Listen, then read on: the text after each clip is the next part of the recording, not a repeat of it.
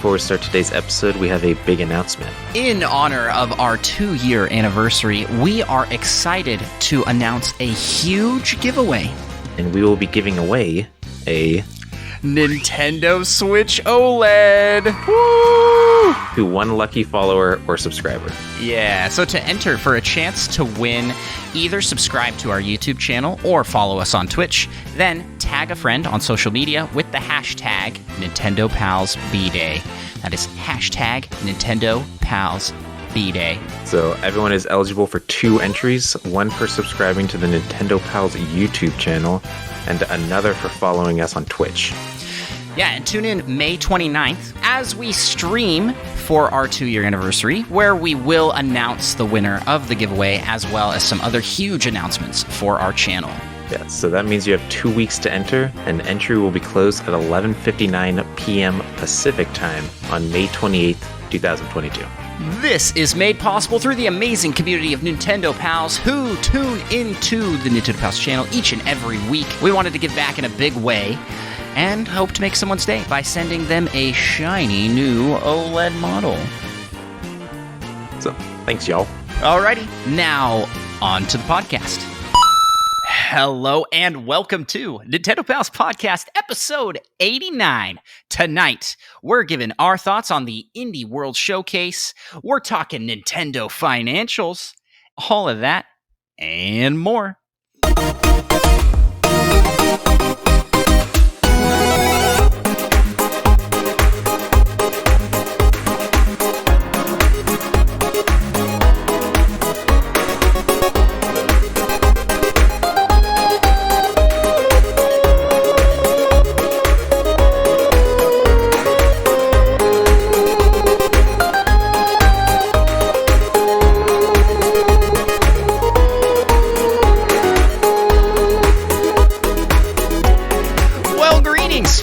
Pals. I am Andros, the one true genius of the Lilat system, and I am joined, as I am joined each and every week, by the mighty man himself, Mighty Man Micah. Yep. And we've got a pretty jam-packed episode this week, so I'm not even going to ask how you're doing. But Micah, how are you? We don't have time, so I'm not even going to answer. Oh, but I'm doing pretty good. But before we jump into the show, Micah, guess what we're doing tonight? Taking over the world? Oh, that's right. We're going to try to take over the world. And we do that through 5-star reviews. I'm just jumping right into it, guys. We got a bunch of new 5-star reviews this week. A total of 4 new 5-star reviews. We got a new one on Spotify from our buddy community member Spider-Shan, and it's another like one that's his 5th review. At this point. Spider-Shan has reviewed us on every platform. He is an MVP, most valued pal, as I like to say. Thank you so much, Spider-Shan, for doing that. And we also got a new anonymous review. So huge thanks to whoever sent us that one. But we got a written review on Podchaser. Do you want to read that one off, Micah? Yeah, by Lazara. I hope I'm pronouncing that correct. And she said, or they said, heard about this podcast from my friends from Gamer Girl Podcast. So glad they told me about it. Nintendo Pals is very entertaining, and I enjoy watching the podcast. Great place to learn about all things Nintendo and video games. Watched the first 10 minutes of the most recent episodes, and I was already laughing. Nice. Hopefully the following after the 10 minutes was also good. Yeah. And hopefully laughing with us and not just at us. So. Thank you so much for the review, Lazara. And Lazara also left some, I think we got a question from Lazara in the community corner. If not, they answered a bunch of the community questions over on our Discord, where anybody is welcome to come join and hang out. It's an awesome place. But I got to clear the record here, Micah. Last week, I gave a shout out to Maddie Beth for a review. That was not by Maddie Beth, community member Maddie Beth. It was actually by community member Purple Ryulu. And I'm setting the record straight. Queen Purple Ryulu the Magnificent was the one that left us a review last week. That's her full title. Comes from a long line of Purple Ryulus, the royal family. You just got to join our Discord, y'all. It's a happening place over there. We have a great time. That all stemmed from like me reading the usernames in full. Someone was like, "You don't have to read the whole thing," and then everybody's like, "Oh, well, what if we just make all our usernames? We got to make them all long, extra long." Yeah, I think there was actually Queen Purple Ryulu, the 4,567th or something like that. Oh, okay. I mixed that one up. Several people added the Magnificent, coining Presto the Magnificent, the original Magnificent. Yeah, the original Mister, the Magnificent. Oh my goodness. This is why don't make all your names really long. I'm struggling. I'm struggling, y'all.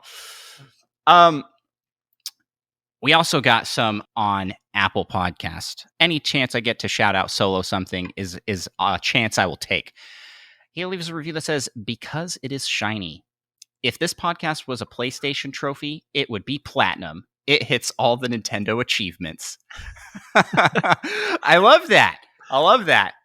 We are the platinum trophy of Nintendo podcasts. Which is platinum PlayStation trophy. Yeah, it's Nintendo extra podcast. Funny because Nintendo doesn't have an achievement system like that. Unless you count like the NSO silver coins now. We're worth at least 10,000 silver coins. Which is like, well, it's like a lot. That's like 6 sets of Metroid Dread posters at least. So that's pretty good.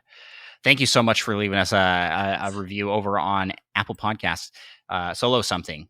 You are the best. We appreciate everybody who's left us a 5-star review. And, the places to do that are Apple Podcasts, Podchaser, Audible, and Spotify. App only right now. I think they're going to update that eventually so you can do it everywhere. But for now, you got to get the app. And yeah, it helps people discover the show and helps us stay up there in the top 5 Nintendo podcasts. That's right. If you Google us, right? If you just Google Nintendo podcasts or just search it on any of your podcast listening apps, we're up there. We're up there. And if you Google us, I believe we are the top result. If you Google Nintendo Pals, we're the number 1 Nintendo Pal podcast. It wasn't always the case. All right. We used to be. It's true though. To search Nintendo Pals, and you get an indie game called Adventure Pals for the Nintendo Switch. It's still pretty high up there in the search results. So sorry, Adventure Pals. Maybe we should play that someday because it's sort of on brand. I'm going all over the place here. Let's come back. Let's reel it back in. 5-star reviews. Thank you. It helps us to take over the world. Right, Pinky? I mean, Micah? Right. Perfect opportunity to do a NARF. Yeah. Not happening for Mike. I don't particularly know how to do a NARF. I could try the NARF. That was like a Scooby-Doo kind of NARF, I think, though. Zoinks! Isn't that Shaggy? Yeah, Raggy. All right. Oh, that was a really good Scoob. I actually can do a pretty good Scooby-Doo and several other voices. We're not going to get into that here. Maybe that's a post show that at some point we'll do some voice impressions. Us all listening to you do voice impressions. All right. I used to be able to do a decent Arnold get to the chopper. And that's the only thing I could do. That is true. And you would do it a lot. You did a lot. I would do it all the time. It's such a good quote. But yeah. I haven't done it in so long, I don't think I could do it justice. Oh, man. Well, speaking of not doing it justice, why don't we just get into the show here? And let's go to the first... And not do it justice. Let's go to the first segment and let's talk what you playing. Okay. Micah, what have you been playing lately? Well, mostly I've been playing. I started the BioShock collection. So I finished the original BioShock and started the second one. and I've Nice. practically finished that, but there's still some little DLC stuff. And these are available on the Switch. So Yeah, that's the of place course that they're Micah is available on for the sure Switch. playing it, I'm sure. Of course. But yeah, like 10 seconds into the first game, I almost stopped playing it because it's pretty creepy, especially right at the beginning. And I was like, I think this is going to be too much for me. But I feel like that was the scariest part of the whole game, except a couple other moments when the lights go out. And I don't like that at all. Not a fun time for No, me. never a fun time. Unless it's time for bed. But yeah, I wouldn't particularly recommend this. Not the most family-friendly game. It's a little violent, and they do have the occasional language, which is generally just said by random people that you are fighting. Interesting. And you're starting the second one? Yeah, most of the way through, I think. Oh, okay. All in all, pretty fun. Also played a teensy bit of Rocket League on stream, about one match. I was having some troubles. Technical difficulties. They plague us all, but Yeah, mostly so- Micah. Yeah, for real, it seems like. I feel like I should be better with technology as a practically software engineering major. Yeah. But I'm not. I feel the same. But I'm not good with them, apparently. Nice. I think I played one other thing, but I don't remember what it was. So, I played some Card Shark. Oh, the you tried demo. you try the Yeah. demo. What'd you think? I thought it was pretty fun. There are a lot of games and cheating methods you have to learn. It looks like it like counts up, and it shows out of how many. And I think I've done like 8 of the 28 or something like that. And I gotta say, I don't know if this is the game for me because I am not smart enough to remember all of these things I'm supposed to be doing. But it's a pretty fun like puzzle game, and you gotta remember the right steps and do them quickly because people get suspicious. And there's some sort of story which I haven't really gotten into involving 12 cups of milk or something like that. Interesting. But, yeah, it's got a nice art style though. Oh, but yeah, cool. The demo's pretty fun. I definitely recommend checking it out, especially if you like more puzzly type games. I do like puzzle type games, and I do like card games. So maybe this is Although I guess there is a little warning that it's not for children because there's language, like violence and suicide and cheating, and children and should not cheating. cheat. Exactly. I haven't come Nobody should across cheat. any language yet. I don't think, but I've only played about an hour. But Like, egad, you've been cheating. yeah. But there Unhand you, sir. there was a semi mild case of impalement with a sword. Semi-mild case of impalement. Also, semi mild case of someone being shot. But I mean, there's like, it's not like graphic at all. There's like no blood that I noticed, but it still is some kind of heavier themes for kids. Interesting. Very interesting. I'll have to give that demo a go. For me, I have been playing more Nintendo Switch Sports. Still enjoying it. I'm liking it a lot. The online is working great. Played some with my brother. Formed a party and played a little bit of everything. And that's all I have to say about Nintendo Switch Sports. I think it's good. I think it's worthwhile, and it has legs. It's not something that I'm playing a ton, but that I'm playing enough weekly that it makes sense to have. If that makes any sense. But who was playing Wii Sports like every day? You know, I guess when Resort came out, everyone when it first came out, yeah, for like 7 hours, and then you would play like once a week for family game night. Like that's the sort of game this is. And I think that playing in parties online is a lot more fun than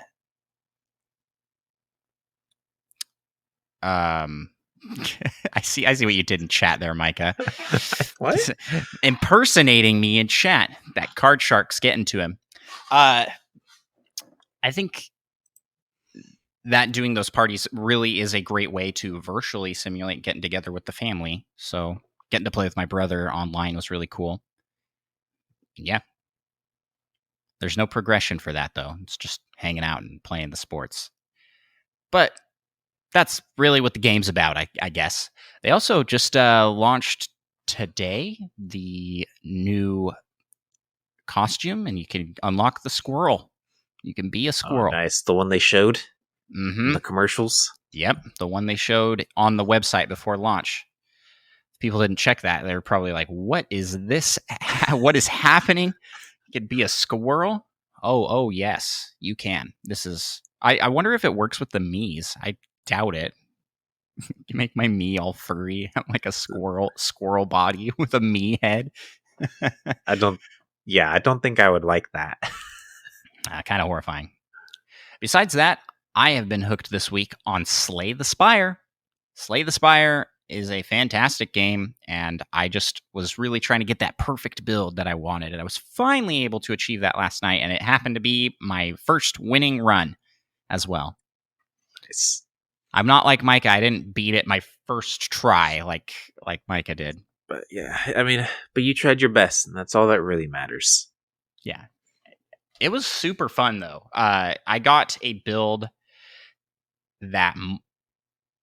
Basically, I built a bunch of strength with strength multipliers, a card called Flex, and I had like 7 of those cards. So I was like, it doesn't make sense in the context of the fight because, you know, I'm just up there like Flexing a bunch. flexing, and then I could do like 400 damage. It was fun for that because, yeah, I was able to basically one shot the final boss. Which isn't the final boss, but the final boss. Yeah, the end boss. And this week, Micah, I became the master of the Master Sword. That's right. The master of The Legend of Zelda Breath of the Wild. I beat the Trial of the Sword on Master Mode for the first time this week. And it was the hardest thing I've done in any Zelda game, for sure. Is it not the hardest thing you've ever done in any game? I think maybe 100%ing Spelunky was harder. It's pretty brutal. It's pretty brutal. Yeah, I don't know if I'd say it's harder or if it's just more time consuming. As someone who did not actually 100% tough. it. Yeah, I don't know. Hardest gaming thing I've ever done. I mean, if you take out that one room in the Mass of the Trial Swords, I feel like it's not necessarily all that difficult. Right.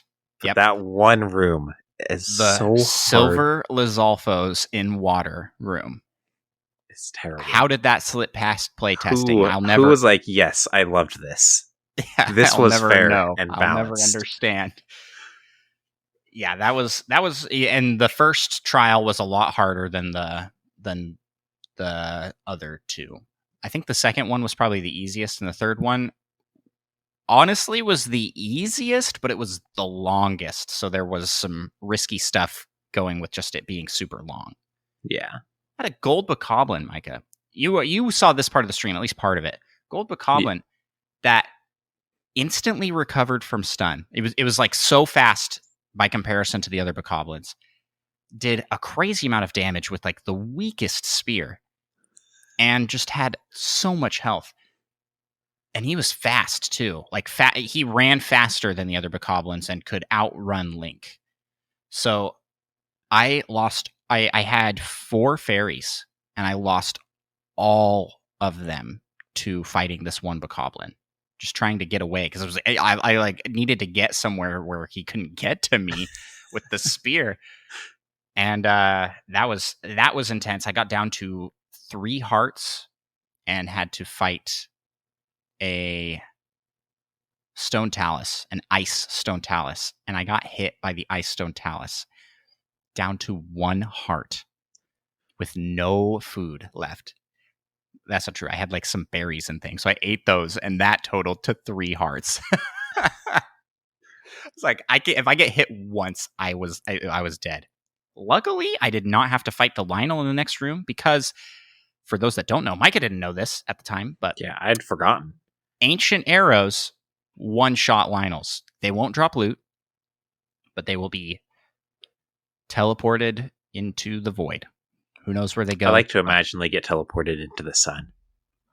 Hopefully, because if they're teleported to somewhere else, whoever's there is dead. They're just teleported 50 miles away, and they know your exact location.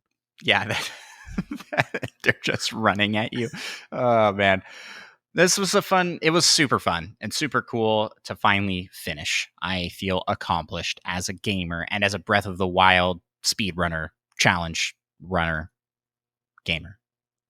That's me. And that's what I've been playing this week. Well, Micah, why don't we jump into there's a recurring segment that doesn't happen every episode, but happens a lot, almost quarterly, one might say. And that is the Rupee Room. Games, talk about easy money. That is right. It's time to talk Nintendo financials. Woo! This is actually pretty exciting. So this is the fiscal year-end report. And I scoured the data and pulled together a compilation of things I found interesting in the numbers. So first off, Mario Kart 8 Deluxe sells another 2 million units in the past quarter. For, I want to say, a total of 10 million over the year. And that is more growth than the second place contender for top selling Switch game, which is Animal Crossing New Horizons, which increased by 1 million units in the last quarter.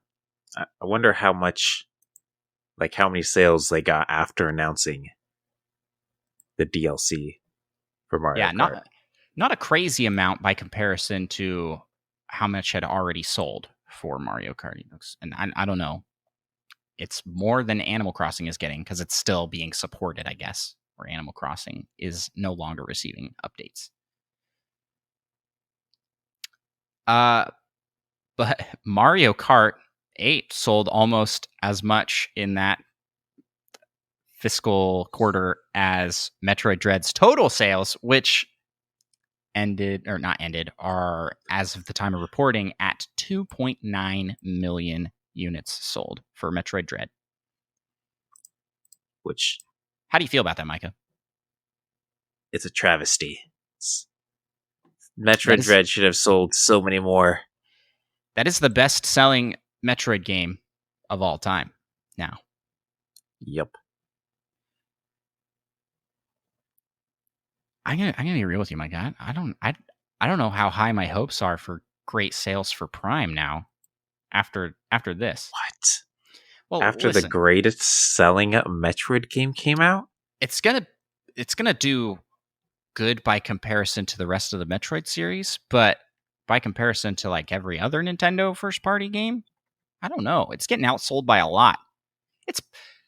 It's a fine number. 3 million is pretty good. It's pretty good. I'm just curious. Do you know how it compared to the non-3D series? No, not offhand. Yeah, look that up at some point. I don't remember, but who does? I mean, but the thing about it is that even like this game was up for nomination for Game of the Year. It was reviewed crazy well, and I saw so much hype for it. But these numbers don't reflect that to me. Yeah. I feel like it should be selling way better than it did. Yeah, I mean, it is good. I like the game a lot. Sales I think it's a fantastic game. Everybody that hasn't got it should go get it. If you're listening and you haven't got it, you should get it. It's a great game. It's really fun. Yeah, I was kind of expecting. Yeah, I mean, I was definitely expecting it to be a little higher than it was, but I mean, it's still decent sales. I think Metroid's just not getting up there in Nintendo's S tier for some reason. Why do you think? Okay, so but give me some real talk here. I was yanking your chain on making fun of it a little bit, but why do you think it doesn't sell as well as other series Nintendo has? I'll let you in on a secret. People are dumb. It's not Nintendo's problem. It's your problem. It's world. humanity as a whole. Just being big old dum-dums. But although I remember hearing a lot about piracy about Metroid Dread. So I wonder how much it was pirated. People were talking about how it's not worth $60. All those people that didn't buy it, thank you. Gosh, it is worth it. It's a fantastic game. It looks really good, plays really well. I had a blast with it. I don't know. It might just be like the genre. It's kind of targeted more towards an adult audience. It's targeted more towards the gamers and not the casuals kind of a thing. Yeah. And so in that regard, I guess there's just not no gamers are playing the Nintendo Switch. Only 3 million gamers are playing the Nintendo Switch, apparently. Are you one of the 3 million gamers? You need to get in on this. Yeah. On You're this not party. officially a gamer until you buy Metroid Dread and play it. That's what I've heard as well. Is just it seems like the fan base for Metroid is ravenous and loves the games, but it's small by comparison to all the other, because we're looking down the line here. Kirby sold like 2 million in 2 weeks. Yeah. But I mean, it's kind of like a breakthrough Kirby game. I don't know how previous ones have sold, but it's like their first kind of like, this is like a 3D Kirby. Yeah, 2.1 million units for the Air Ride. What they've reported. Yeah, I guess so. And this isn't really a breakthrough Metroid game. So, what do you predict? What do you predict will really happen for Metroid Prime 4 as far as sales go? I am thinking 4 or 5 million. I don't think it's going to surpass that though, based off of this, because Metroid Dread is reviewing incredibly well. It had a crazy amount of marketing behind it. Like they were really pushing this game. Like Nintendo gave it their all to get this game the publicity it needed, to the point that it was nominated for Game of the Year. And they had that incredible like special edition, like the steel box. Mm-hmm. And still 2.9 million, which we talk about like it's small, but that's pretty. No, that's really good sales, but it's not Nintendo's top series sales. It's not enough like to it deserves promise. to be. It's not enough to promise like they're going to be putting all their focus into sequels for it, which is what we really want, And this needs to sell better so that we can get more games. I saw so many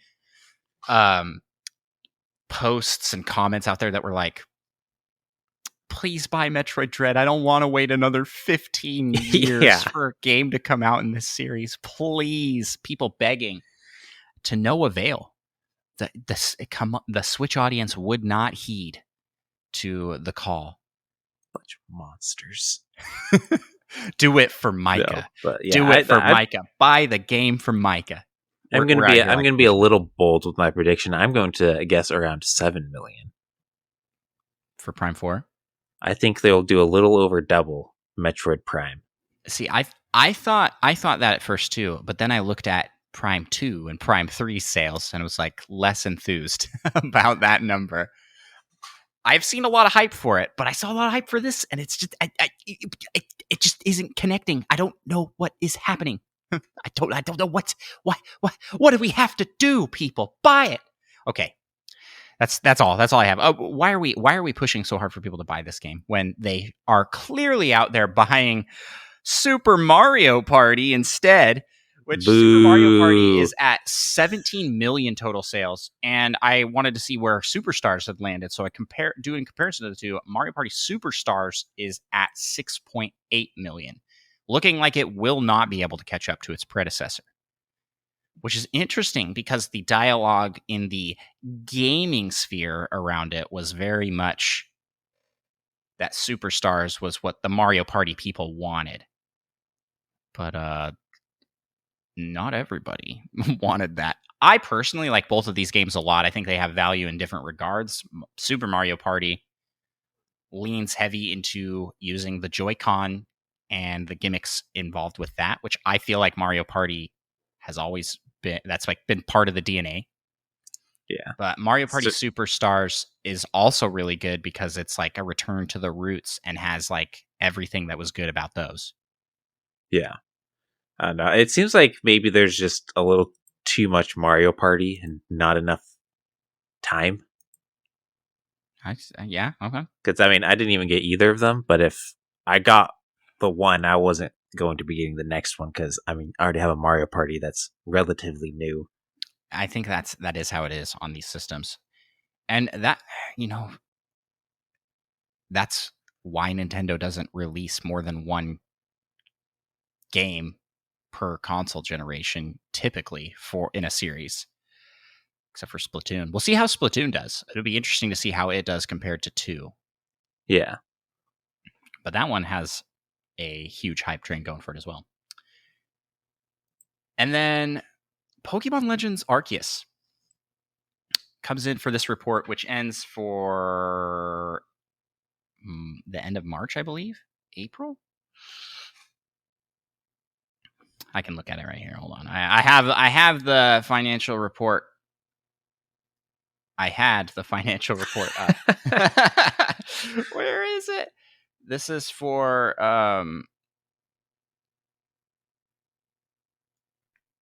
through March of 2022. So Legends Arceus came out end of January, so February and March. So in 2 months, it lands at 12.64 million units sold, putting it right behind Splatoon 2 in sales and New Super Mario Bros. U Deluxe, which means it is sitting at the 13th best selling on the system in just 2 months.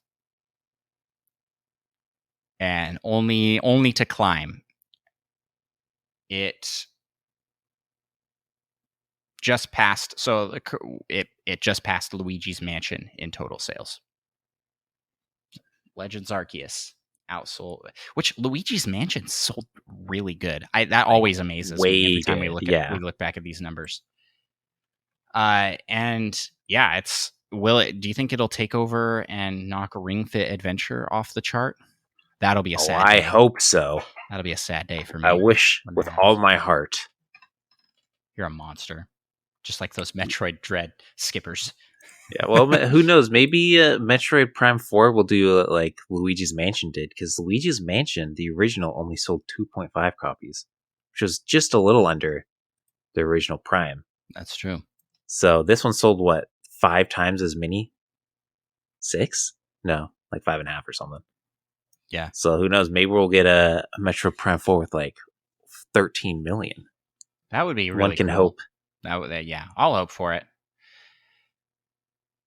And then that was all like the interesting sales numbers for titles that I saw and did some comparisons for. And then in this part of this report, Nintendo has reconfirmed that Bayonetta is releasing in 2022. Breath of the Wild sequel is reconfirmed for spring of 2023. Hopefully early while spring. Advance Wars 1 plus 2 Reboot Camp joins Metroid Prime 4 on the TBA list. Not a place you want to be. That's rough, especially since it was supposed to come out like last month, wasn't it? Originally? Or was it last year, mate? No. It was originally supposed to come out. It got delayed twice. So it was originally supposed to come out last year and then came at the end of last year. They had it at the E3 presentation last year. Do you remember they played it at as part of Treehouse. And then it got delayed, and then war. So not who knows when who knows when that will be. I had forgotten why released. they actually delayed it more. I was like, what could have possibly happened? But now I remember. Yeah, and then overall system sales dropped from 20.83 million sold in 2021 to 23.06 million sold in 2022. So that's a difference of 20% lower sales from 21 to 22. And 5.8 million of those sales were an OLED Switch. The OLED has potentially it for sure outsold the Lite this time around. But yeah, I found that super interesting. It was interesting to see the difference there. It hasn't caught up to the Switch Lite total sales yet. We'll see what happens with the OLED. Yeah, I'm waiting for that Switch Lite OLED. So while system sales are down, software sales are maintaining and increased, which I found interesting. So software sales increased to 235 million in things sold, as opposed to 230 from the year prior, which is like a 2% increase. Woohoo! But I mean, just the fact that even with less unit sales, it's maintaining the momentum and growing in software sales is a great thing for Nintendo. Yeah, and I haven't really paid too much attention to if shortages have been happening with the Switch. I know they kind of have adjusted, I think, their next year's estimates. Yeah, everything's pretty readily available at the moment. You can find stuff in stock everywhere, but they are adjusting to produce less. Who knows why that would be? They are citing shortages. So, and that's it for the Nintendo financial report. The Rupee Room has come to a close. Micah, what are your thoughts? Anything exciting happening here? Just still sad Metroid Dread didn't sell better. Yeah. Just because, it's not that I care about the sales numbers too much. It's just, I know that if it sells really well, there's more chance we'll get another game. Yeah. I agree with that sentiment. I wish it had sold more, but I'm also happy that it's sold well enough to become the best selling in the series. It deserves that for sure. And does give hope that Metroid Prime 4 will be a top seller as well. I don't know. There's a market there. There's not really too many first-person shooting games on the Switch. So having that, and Metroid Prime 4 is a Metroid game at its core as well. It's a very unique concept. Not a lot of games really capture that. So I'm excited. I'm excited for it. Well, let's move on to the next segment of our show and let's talk the Nintendo news. That was the wrong bumper. Good grief. Hold on. The Nintendo news. We got a lot to talk about in the news. First off, Micah, an Indie World Showcase happened. Did you know? I knew. We were both there. Yep. we both watched it. Indie World Showcase, which happened May 9th? Question mark. When was that? May 11th? I don't remember what the day was. I don't remember either, but it was this week. I don't even know what today is, actually. But we do have the games that were in the showcase, so we're not completely lost on our facts here. So let's just go through these one by one, Micah. Let's talk about them. What our thoughts were on the thing overall. There were 20 games showed off. The last 5 of which were part of a closing montage. And yeah, so first off was Ooblets, which I personally am very excited for. I saw a review of it back when it was in early access on Steam and was just really hyped for it to come out of early access and was super hyped for it to come to the Switch. But then I completely forgot about it. That was forever ago. That was so long ago that I saw that review. And when it popped up, I was just like instantly all these memories of that review and being excited for it came back, and I was like, oh my gosh, yes! My hype levels were high starting off. What'd you think of Ooblets? I thought it looked like it'd be fun for other people to play. Yeah, not for you, huh? It's like a combo of Pokemon, and it also has like a farming aspect, and then a card-based dance battling system. True. That did catch my eye, though. What's not to love? So check out Ooblets. That's coming summer 2022. You want to take the next one? We can alternate. Yeah, there was Batora, potentially. Lost Haven, coming out autumn 2022. That one caught my eye a little more. Really, this one was like such a breeze over for me. I was like, all right, another isometric dungeon crawly game. Not that those are bad. I have a fondness for a lot of those. A lot of them are really good. This one looked interesting.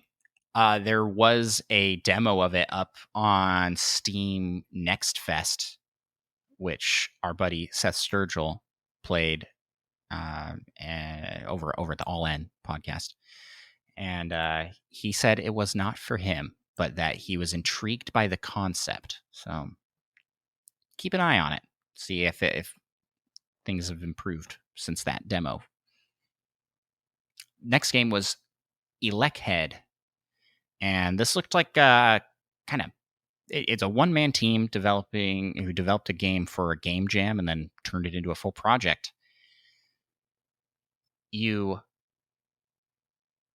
conduct electricity, so as you touch things, they become electrified and active, and that can cause traps as well as avoidance of traps and moving platforms and things. And you can throw your head, which is pretty cool. Yeah. If you don't reconnect with your head, quickly you explode. Yeah, which is even cooler. Just like real life. If you don't reconnect with your head, you will explode. Yeah. Yep. This one looks really fun. It's one of those 2D platforming puzzle challenge games, Celeste-like-ish. Yeah, this is one of the ones I'm most interested in as well. It's interesting because this is one that I am definitely would be on board getting this one, but not like crazy interested in. I'll give my thoughts on like my favorite ones, but yeah, go ahead. Next game. Soundfall, which is already out now. Yeah, and this was like the top-down shooter that you like play to the rhythm. Yeah, your attacks are like more powerful if it's in time. I liked this one. My son this was his top anticipated game. He got really excited for that trailer and was like, "Oh man, I can't wait to play that one." Luckily, he didn't notice it was out now. I don't have to get it quite yet. Yeah. I mean, I did get really into Crypto the Necrodancer. Yeah, I really liked Cadence of Hyrule. So, yeah, I mean, which is the same game, but with Zelda. So, this one does look interesting to me. I'll definitely keep an eye on Soundfall. See if I'll pick this one up. See what other people think. I just I love jam and music as well. So, it seemed like a fun one for that. It was very, very integrated into the gameplay. We have a question about that in Community Corner. Music. Not about this game. About music. I mean, as long as the music doesn't get repetitive. Yeah. Well, it looked like it had a huge playlist and different artists. Oh, yeah. And it looked like you can just select what you like as well. Mm-hmm. So I'm sure there'll be options for like anyone. Next game coming up, Wild Frost, which will be out in winter this year, 2022. This was like a roguelike deck building. There's another word in there. Dungeon crawler? Tactical game. Yeah, that was the word. I was like, how many descriptors can we give this card game? This one looks really good. Looks interesting. I like the card-based games. Yeah, as I have discovered deck with building card games can be really good. So this I don't know what it is about them, but keep an eye on. The thing about this indie world is almost every game I was like, wow, that looks interesting. That looks good. That like every single game, which I feel like last time I felt that way, but not every indie world has been that way. This one just felt especially like high quality. Everything that was shown, I was interested in. Yeah, it was like there weren't necessarily any that I'm like, I'm definitely gonna be buying this day one, but just about all of them, I'm like, I mean, I could see myself getting this. Yeah. Well, day one purchase. This next game is a day one purchase for me. I'll let you take it. We're gonna get back now. Totally Accurate Battle Simulator coming out summer this year, not next year. Yeah. This is one I'm super interested in trying out. I like the goofy aesthetic, and that it's like a battle simulation game where you can pit cavemen against knights, or mammoths against or 20 mammoths against soldiers. Some random dude. It looks fun. It looks funny. I was listening to a podcast this week where someone was like, this thing looks like such, like, I don't understand why this is like, they were really smacking on it. And the host was like, you just don't understand what the kids are into nowadays is these simulator games. And I was like, I'm like a full grown man, and I'm interested in this. Like a full grown man. Like a full grown man. Like, what are you talking about? Like what the kids are into? Listen, I mean, it's not for everyone, for sure, but no game is for everyone except for Nintendo Switch Sports and except for Mario Metroid Kart. Prime, Mario Kart is for everyone, and Golden Sun, and Wind Waker, Luigi's Mansion. I just did not understand the smacking on it. Also, I found it funny that they were smacking on it so hard because they clearly hadn't seen how big this game is, because the online presence that Totally Accurate Battle Simulator has already is huge. This was a big deal and a big get for the Nintendo Switch. This game has been out for a long while and has had support for a long while. And YouTubers and streamers were playing it like crazy. So it's a big game. This is a big deal. Plus, I feel like this is also a really good game that you could use to keep your children entertained. It just seems like something that even while you're having fun playing it, your kids could be watching and think it was entertaining as well. Oh, yeah. Yeah, my kids will love this game. A 2-for-1. Watching these ragdoll characters fly around. And you get to make characters too, which I'm excited to do that. It'll be fun. It looks like a great game. But that was my most anticipated game. But, well, no, Ooblets is my most anticipated. This was a top one for me, but a top one for you, Micah, this next one. Gunbrella, coming in 2023, which is a bit of a bummer. Yeah, it's a little sad. Early. Is that their only one they announced for next year?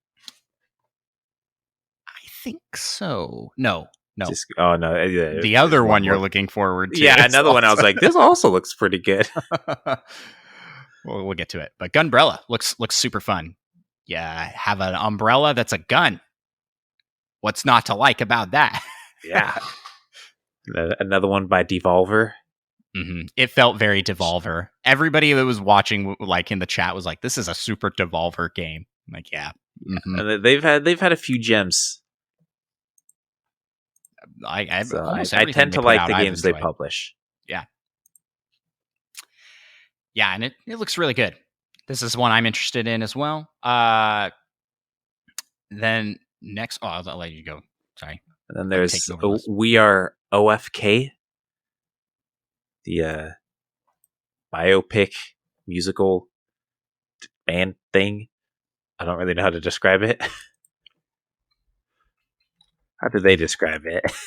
How do they describe it? It was like an episodic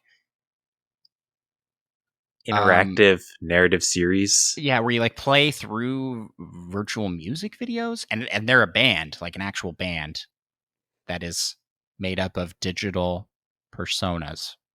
But I think they're also real people. The person presenting it, there was a real person and a digital person presenting it. I'm looking up what OFK stands for. And I am not finding official flight kit by NASA. I don't think that's right. I get results for AFK. Yeah. Of course, that's searching in Bing. No wonder.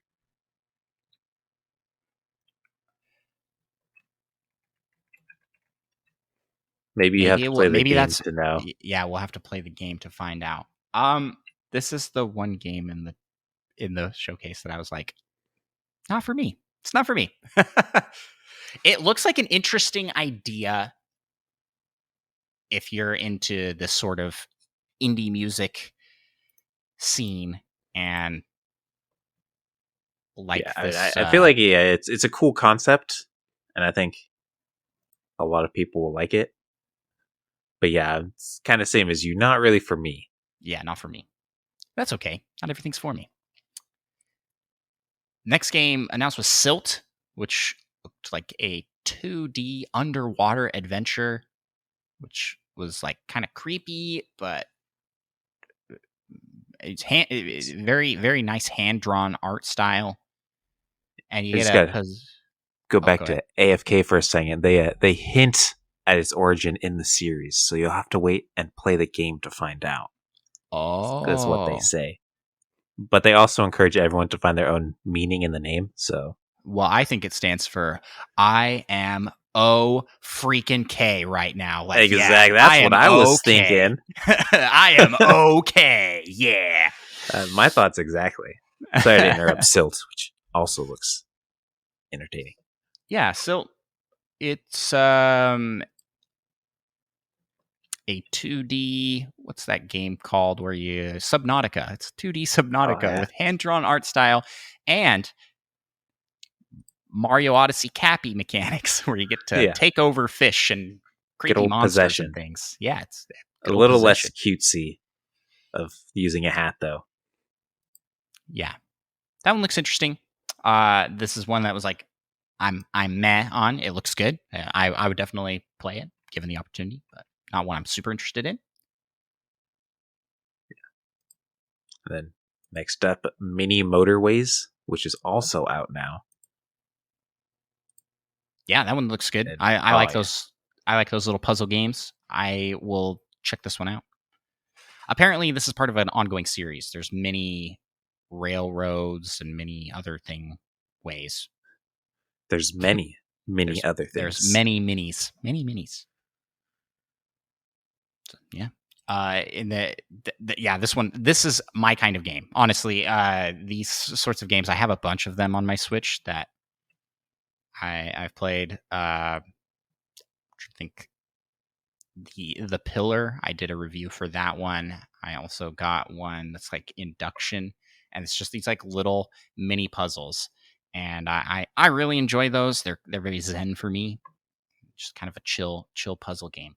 So if you're into that sort of thing, this one looks like kind of peak that. It looks very pleasant to play. The next game is Wayward Strand, which is a flying boat hospital. Yeah, a narrative adventure game where you play in like this. It's like a hospice. It looked like it was all like an elderly care center that's in an airship, apparently. Yeah. I don't know. They flew right over that one. I didn't quite even catch where it was. I was like, what is this? Either it's like a cruise ship. So yeah, and all of the stories apparently are happening real time. So you could be in one place and missing something that's happening somewhere else. So I think it's going to be one that's encouraging multiple playthroughs to try and figure out everything. Yeah. So I'm going to guess it's shorter-ish game. Not going to be crazy. It looks like a 70-hour game. I got to play it again to get all the absurd. And it's all happening real time, so you can't sleep ever. Yeah, I got Majora's Mask vibes from it, actually. Like the town, because that's how it is in the town. You have like a notebook and you're going around and talking to all the citizens and catching up on people's stories. Or you're just ignoring all the citizens. Yeah. Also a possibility. Yeah. Yeah, that's all I have on that one. Were you interested in that one? Not particularly. It looks good. Looks good to me.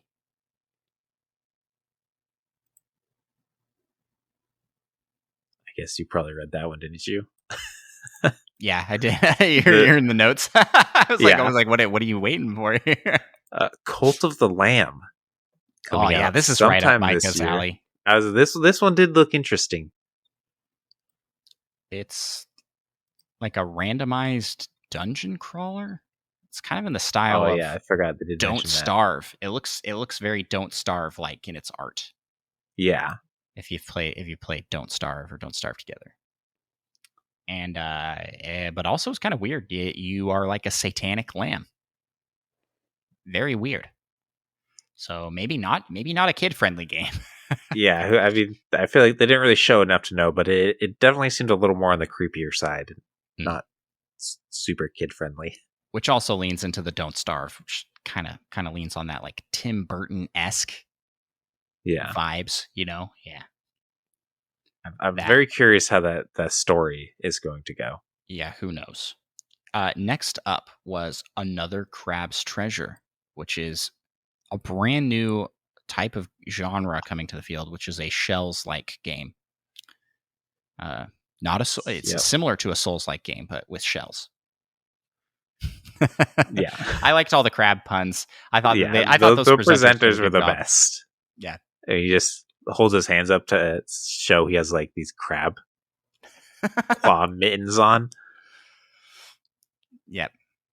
Yeah, they seem like they were having a fun time, and the game looks pretty good. That one's not coming until 2023, unfortunately. That's the other one that you were like, oh, I'll probably pick this one up. Yeah, all the things I want. Listen, Mike, they're just being coming in the future. Being extra considerate for you, giving you time to save up so you can buy them. I mean, that's true. All right, next game. There's One Shot World Machine Edition. I totally didn't even see this one in the presentation. It went by so fast, but it's like a 2D. All I remember is thinking / also saying, I like the name. Yeah. And then followed by that, we'll go rapid fire with these ones because they were in a montage. Gibbon, Beyond the Trees, which is out now. It's a monkey game. Play as some essentially like the new Spider-Man, it seemed. Yeah. Basically PS5 Spider-Man for the Nintendo Switch. Idol Manager. This one we both paused on. We're like, it's an interesting concept. So you're like a manager for idols? Like singer idols or just like celebrities? Yeah. I don't know. Interesting idea. Card Shark, which will be out the 2nd of June and has a free demo out now, as Mike mentioned earlier in the show. He played through it. It was pretty fun. It's a game that needs a demo, so I'm glad they did do that. That's anytime a game releases a demo, I'm like, oh yeah, they're confident that it's good. Yeah. And it's like it's hook you in. It's kind of just like a mini game kind of game because all the different ways to cheat are just like different little mini game kind of puzzles you have to do, I guess. So it's nice to. It's kind of hard to just give a trailer and have people like, oh, I understand what this is. Yeah, and they talked about this in a previous Indie World Showcase. It got its own slot, and now it's returned in a sizzle reel, which is interesting. Because how many Indie World Showcase games come back a second time? At least one. Something to pay attention to, because people beg for Silk Song in every single one, even though it was already in a previous presentation, or Sports Story. So I'm wondering if they won't even show them. They'll just be really. Well, yeah, because they'll never come out. That's what it's starting to feel like. Don't say such things. No. Speaking of Sports Story, though, this next game. Cursed to Golf. There's a lot of golf games. I've noticed. Seems like there's a lot of golfing going on the Switch. This looks interesting. The golf ball is like haunted and does different power-up things. Looks fun. And a guidebook of Babel. This one went by so fast, and I did not understand what it was. It didn't look bad, but didn't stand out to me. Yeah. Then there's Opus Echo of Star Song, Full Bloom Edition, which is also out now. And It's that got a one's fancy like name. a space adventure game of some kind. The sizzle reels are like some of the games just don't fit well for sizzles, you know? Like I'm trying to think what of these, because Card Shark had already been in. Curse to Golf, I feel like that's perfect for sizzle reel. It's like, oh, I could see what this is. Idle Manager, yes. Gibbon, Beyond Trees, yeah. All of those were like, they could show enough to tease, and then you get it, and you can look into it if you're more interested in. But Guidebook of Babel and Opus Echo Star Song were like, I have no idea what these are based off of this like 5 seconds we're seeing of it, you know? That's just my take on it. Then I pulled from a news article by Nintendo Life some announcements that were in the Japanese Nintendo Indie World Showcase that were not in the rest of the worldwide showcase. Release date for Omari, which was announced as the final thing in the last indie showcase for June of 2022. So coming next month. A game called Undying coming in 2022, and Supernova Game World in July 2022. So Undying is just given a year. It's like it's coming this year, kind of like Cult of the Lamb also got just this year. So yeah, that was the Indie World Showcase. Micah, overall, what are your thoughts? Yeah, I mean, kind of like I said earlier, pretty much like almost all the games I thought were interesting and I thought I would enjoy playing. Agreed. Almost all of the games here looked interesting to me as well. They were all pretty high quality. At least there was nothing in here that was like, I don't see value in that one, or like I don't like that. Besides maybe We Are OFK, but I see value in that. If that makes sense. Yeah. It's just not for me.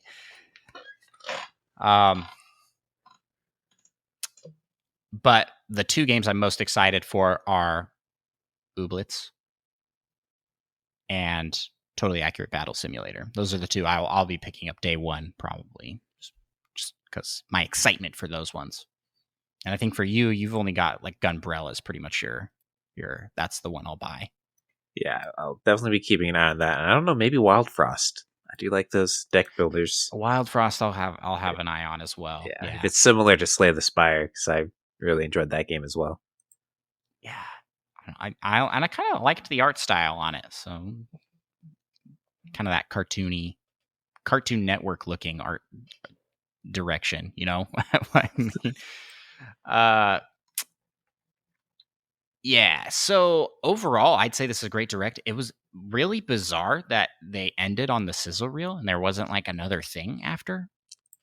Yeah, it does seem, I don't know, it seems like they don't usually end on the sizzle reel. They kind of have moved away from, oh wait, there's one more thing, like a surprise thing. No, At they've least done it that seems like every time. I went Have back and they? watched. Yeah, the last one was Omari, and the one before that was the Oxenfree 2.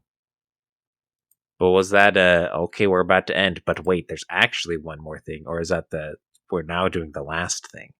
Omari was we're now doing the last thing, and Oxenfree was a surprise.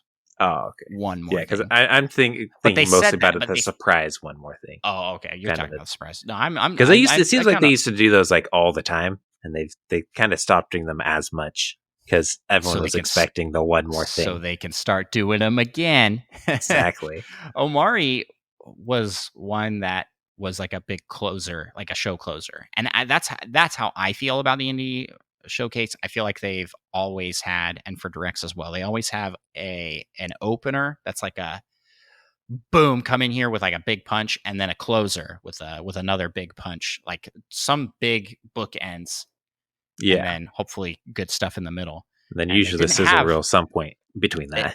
They didn't have that closing bookend here, and that felt weird. It felt like, well, it's over. This felt really short, even though it was 24 minutes long. It felt like it went by really fast. So I've seen a lot of dialogue for this online, and people didn't like this Indie World Showcase. I don't, you're not too into the gaming online surprises scene. me. Yeah, they didn't like it. I've seen people grade it as a failure of an Indie World Showcase, as one of the worst ones ever.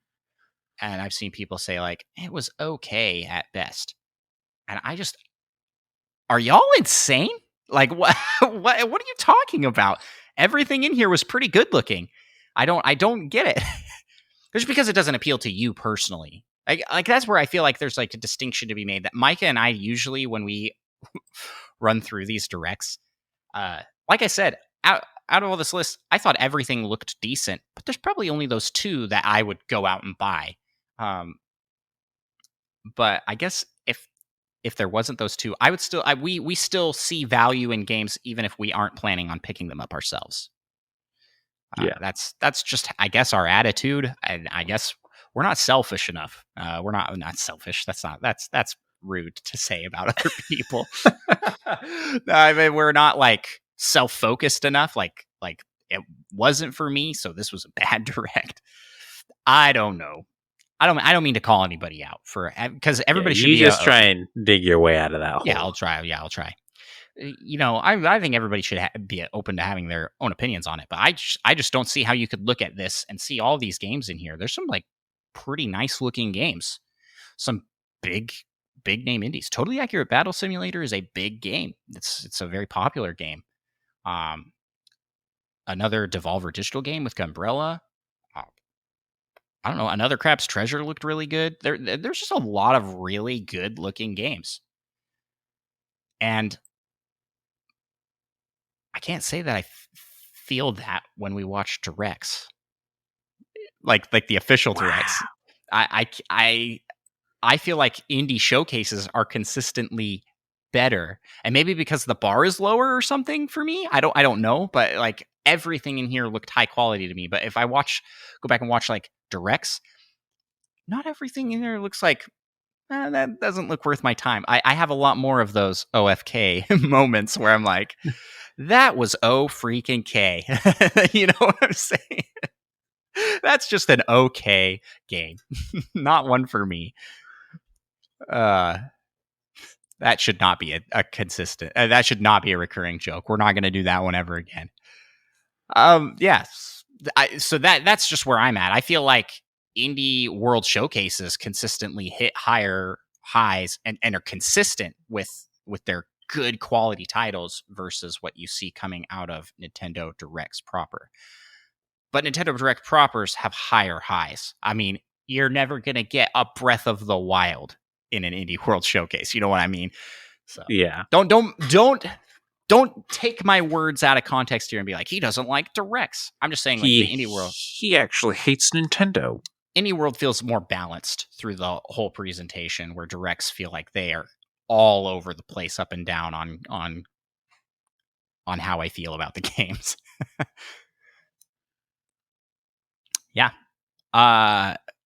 They axed the male disembodied presentation voice. He was replaced with another girl.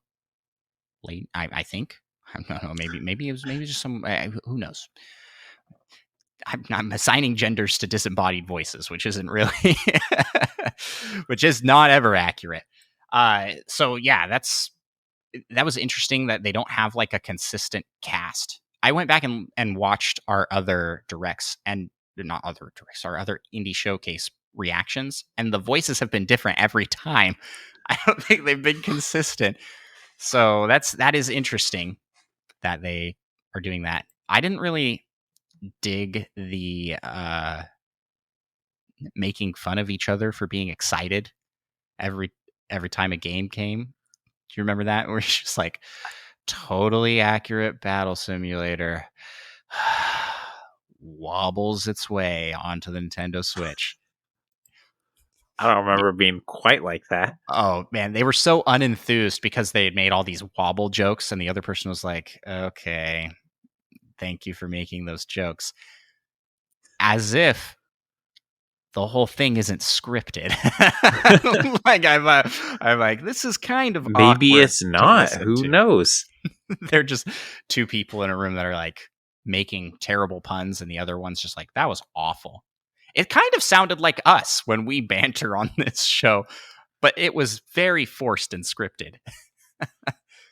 Yeah, so I can't say I was like crazy about it, but Maybe well. that's why people rated it so low. They didn't They like didn't the like presenters. the presenters. Yeah, they didn't go, I've got to get back to playing Card Shark on my Nintendo Switch, like the Reggie Animal Crossing. Right. Well, speaking of Reggie, let's move to the next news item here. Reggie apparently hated Donkey Konga. He did not like it. Reggie's been going around promoting his new book, which Disrupting the Game. Apparently very good. I've been tempted to pick up the audio version of that so I could listen to it, just to hear Reggie's voice. You know, he's just got a great voice. But in some of these interviews he's doing promoting the book, he's talking about some behind the scenes stuff. And yeah, he's like, oh, I hated Donkey Konga. He thought it would hurt the Donkey Kong brand. That is what he is quoted as saying. I mean, I never played it, but it sounds awesome. I don't know how you could really hurt a brand of a game that you weren't making games for. Just throwing that out there. This was GameCube era, right? There wasn't a Donkey Kong game on the GameCube. You're going to hurt the brand by bringing if they hurt the brand at that point, it becomes F-Zero. Yeah, well, and never again. The thing is, Reggie also thought that Other M was going to be like the moment. Like Metroid's gonna really take off now that Other M. So swing and a miss on both of those. He thought this one was going to be a flop, and I think Donkey Konga did reasonably well. It's got its fans. And he also didn't like the Game Boy Micro. I figure that's a little understandable. It's real small. Looks Yeah. like it'd be hard. He's also a tall guy. He's also a tall guy and has some pretty big hands, so it'd be like harder to play probably. I don't know. I never had a Game Boy Micro. Did you ever have one me or neither. see one? I don't think I ever saw one. I've never seen one in person. I mean, I already got my Game Boys, so my Game Boy Colors. And that's a small screen. Like who thought like let's make this smaller? I think that was still like towards the end of all these phones are getting smaller and smaller. We got to make our devices as small as possible. Yeah, I'm with right Reggie. Before we on realized, this one. wait a second, we want really big screens. I am with Reggie on this one. I think the Game Boy Micro was like a weird choice, but it's also kind of like quirkily Nintendo-y, you know? Yeah. Nintendo releasing an updated Game & Watch. It's like that kind of like novelty. And I don't know if Nintendo intended for it to be that sort of novelty. I think so though, based off of how it's sold and how it is treated in the history books. We got a brand new Mario Strikers overview trailer, which have you got a chance to look at that yet? I haven't. Yep. What did you You think? You haven't looked at it? I'm putting together the What's show notes. What's wrong with you? You could have at least listened to it. Yeah, tell me about it. What happened? Well, in the trailer? they explained they actually decided to remove Waluigi from the game. So, unfortunate. Wow, that he is dead gone. game then. Like, what's going to happen now? It killed the sales. You wish. Now I might actually buy it. You were already planning on buying it. But I'm definitely going to buy it. But, I mean, it just showed some gameplay. It seems fairly consistent with Mario Strikers. They showed off some more of the like Battle League. Mm-hmm. And you can like make your own stadium as the manager. And then it like mashes the two stadiums together if you face other people. Oh, that's cool. It's pretty cool. So like one half is like yours and the other half is theirs. I mean, just look like pretty solid Mario Strikers. And they have clubs, right? Did they show that at all? Yeah. We're going to have a Nintendo Pals club for sure. We're going to have so many people. We'll probably have 3 clubs, Nintendo Pals clubs. Yeah, maybe 100 clubs. Come join the Discord, y'all. Everybody needs to come join the Discord so that we can all be in the Nintendo Pals 1, 2, and 3 clubs. That's what the names will be. Yeah. Nintendo Pals 1, Nintendo Pals 2. I think we should just add extra S's to pals. Pals with a Z. Oh, could be. Yeah, that would work. And pals with what else makes us noise? We do like a C. A weird C. C-E.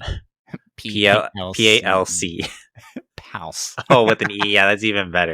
Nintendo Pals. I like that. But yeah, I mean, and then like each character had their own stats, but you can like equip them with different stat boosting things, so you can kind of get your stats the way you want anyways. Also in chat says, hopefully I make the varsity team. Yeah, the Nintendo That's Pals what we should. Will be our varsity team. Yeah, we'll have like the different tiers.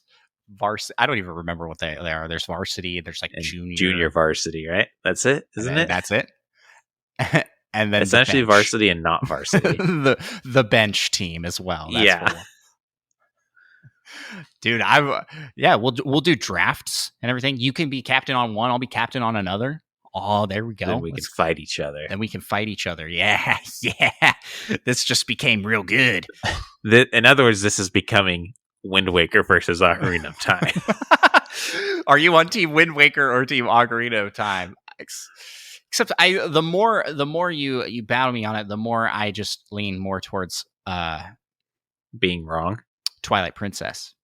So I'm okay with you realizing that we'll have one for every Zelda game. Literally every Zelda game's better. Are you on Team Ocarina of Time, Twilight Princess? Yeah. But seriously, we will have a Nintendo Pals League going for this for sure. So hit up the Discord and join us as we take over the scene and become the greatest strikers in Mario Strikers history. Yep, that's certainly something as that in we're not going to technically happen. As in we're going to go on strike and we're going to be like, no more strikers. We'll be strikers. Striking strikers. Okay, I'm sorry. Wow. Let's just move on. Let's just get out of here.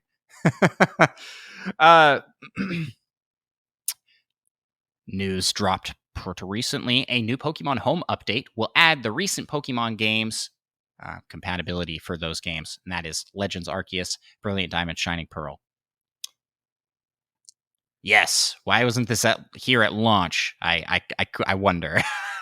That should just be there as part of the thing, because a lot of people are bringing these Pokemon. There are people that have brought Pokemon from like way back on the DS, which you could even bring them from the Game Boy Advance. So Game Boy Advance games, you could bring Pokemon all the way forward up to where they are today in Pokemon Home.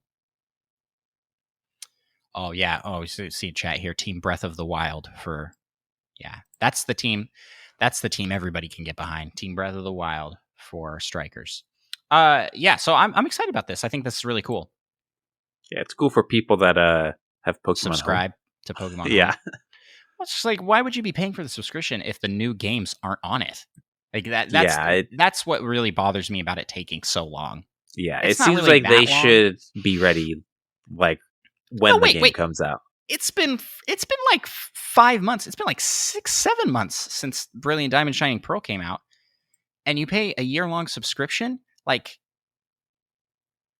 who's to say they were even going to come? You know, I don't know. Like, I don't like how long it took.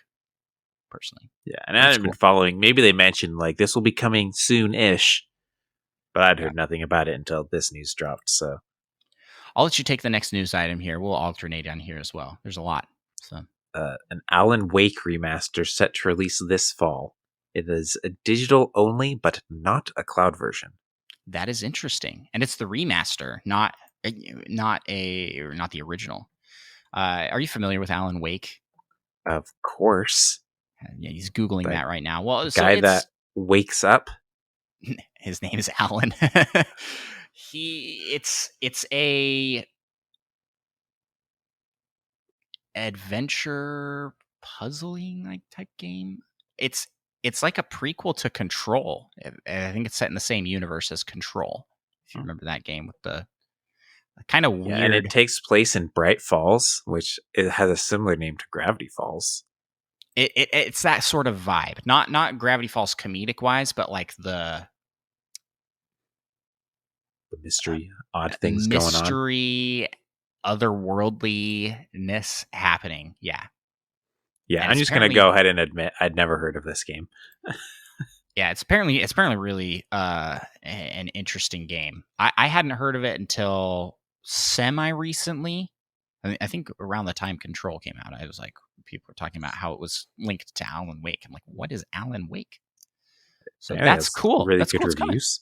So, Yeah, it's a loved game. Which is why I shouldn't be talking about it, knowing as little as I do.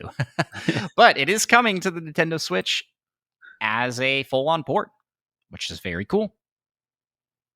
That's big. Next news item is a reminder that the eShop will soon be refusing credit cards for the Wii U and 3DS. The 3DS and Wii U eShop will be refusing credit cards. Not the Switch one. I guess I should have prefaced that. So you have like about a week, I think, until it will no longer accept credit cards, but it will still accept Nintendo point cards, and then that will eventually go as well.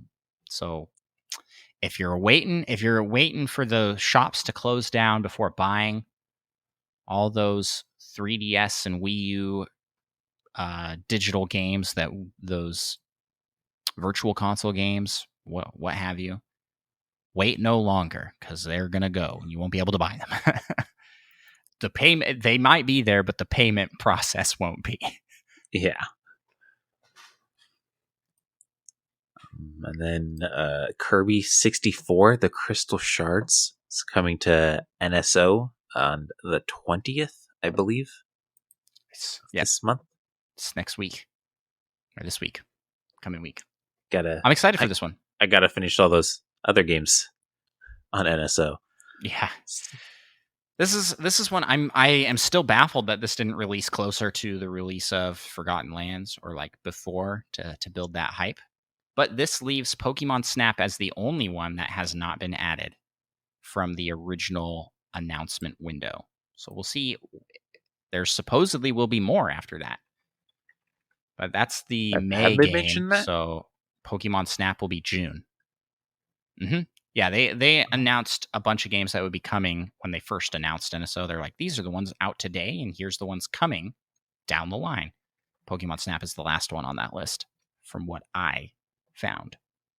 Maybe there's a secret other game that I forgot about, but I don't think so.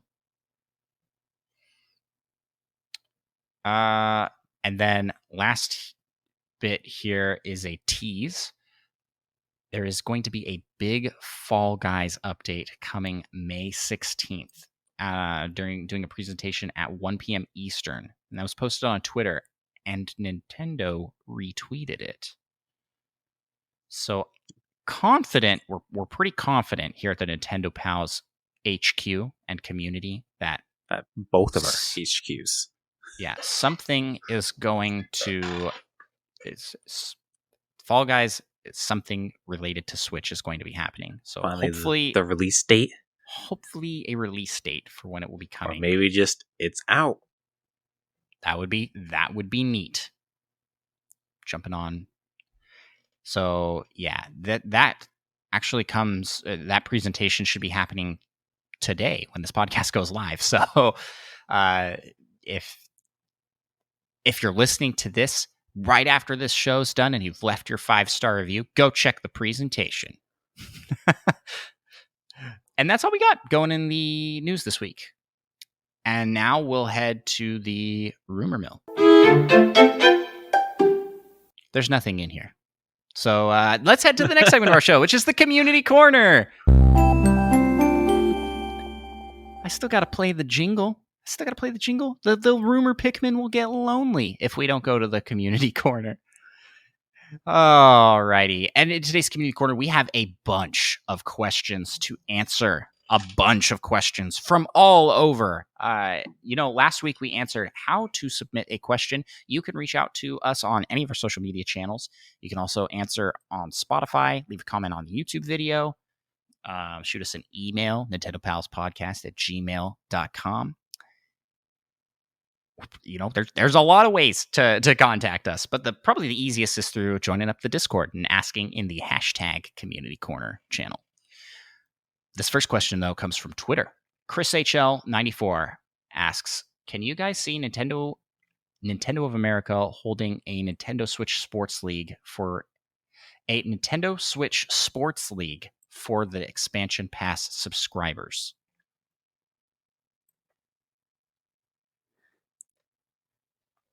I would be surprised if they did so. I'm going to give this I'm going to say no. They would not do that exclusive to the expansion pass subscribers. Which expansion packs? The expansion pack. They wouldn't do it exclusive to that. But I could see them holding a Nintendo Switch Sports League, like do league events. That would actually make a lot of sense. This happens in like Fortnite, which we didn't even talk about. We played Fortnite for the first time in weeks. Oh yeah, it had been like 8 weeks, I think, since we'd played together. Yeah, and I'd played once. It's because they added lightsabers for Star Wars. Yeah, we saw that. And we're like, lightsabers, just say. They get us every time. Just when we think we escape, they reel us back in. Also, it ran really bad for my guy. Oh, I was struggling so hard. It's the worst. It'll probably be another 8 weeks since I play again. They do events in Fortnite, and so it'll be like a separate thing, like participate in the global Super Cup right now. I don't even remember what they're called, but I could totally see something like that happening for Nintendo Switch Sports. They do events where you can sign up to play in leaderboards and maybe because they've done. Remember for Mario Maker, you could get a coin if you got the top ninja speed run. Yeah. They did something like that. So they could do something like that where it's like, and you win a prize after you pay shipping and handling. Kind of, they don't give any prizes. Nothing is free from Nintendo. Yeah. Well, at least not shipping and handling. Yeah. But that's where I'm at with it. I don't think the expansion pack subscriptions are going to be anything beyond the expanded NSO libraries, right? Like adding more retro consoles or to the existing retro consoles and paid DLC. I don't think they're going to do more beyond that for expansion pack subscribers. That's just my take. Thanks so much for the question, Chris. Next question comes from Mute Dog the Gamer on YouTube. Says, interesting podcast and channel you have here. You got a sub from me. Thanks, Mute Dog. Appreciate that. I saw his avatar on YouTube was a me, and anybody that uses their me as an avatar is a hero in my book. All right. Here's the question though: if you could be any Nintendo character, who would it be and why?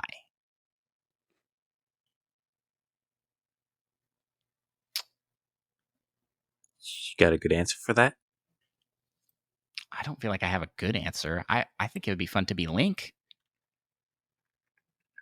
I feel like that's a pretty boring answer, though. Yeah, I that's the first one that comes to mind for me, not gonna lie.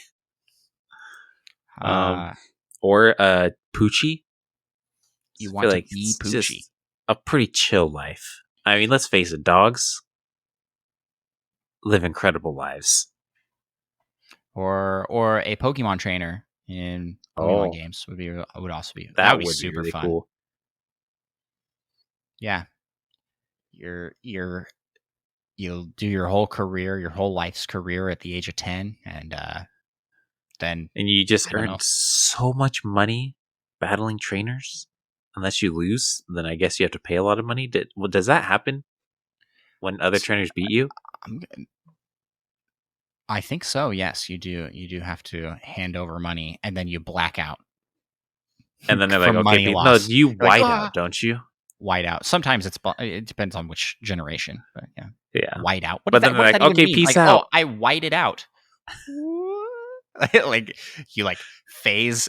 I think that means you actually died. Like you white it out. You went to the light. You're all the way to the light. Yeah. But I would just keep facing those like bug catcher Timmies that are like 4 and they have a single Weedle. So that's the thing. That's the thing is not everybody in the Pokemon world can be winning, right? So would you be a winner, or would you be one of these, like, you'd be going along and then all of a sudden this spiky haired kid with a red hat comes up and you're like, oh no, my career is over. I will not be at the champion because, and he just takes you out with his like level 100 Pikachu and Charizard. Who would I be? That's why I keep fighting Timmy over and over again. The bug catcher kid. It would probably be fun to be a gym leader in Pokemon, actually. Because you get to design a puzzle in your gym, and then you just get to stand there all day. I mean, I would design my puzzle to be impossible, so I don't actually have to battle people. I think that must be against some sort of league rules. I don't know. Who knows? I mean, it's my gym. I can make my own rules. Is there a Pokemon League rulebook? I don't know if this is exactly the direction Mute Dog was expecting us to go for this question. But why would I pick Link if I were to go with Link? Is because he is incredibly awesome. That's he's strong. Cool adventures. He has cool. Yeah, he lives in a cool place.